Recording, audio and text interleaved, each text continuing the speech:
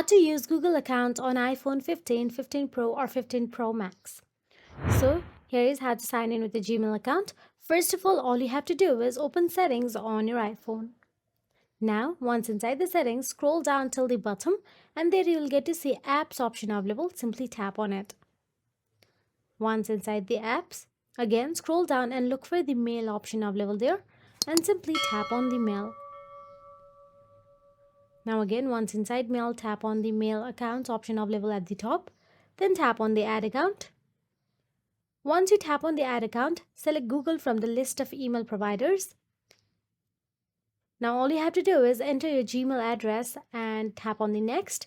Enter your Google account password and tap next. And if prompted, allow permissions for Google services you want to use. And tap save to finish adding your Google account. Now your Gmail account will sync with the mail app and your Google account's calendar and notes will sync too. If you found this video helpful, please like, share and subscribe our channel and thank you so much for watching.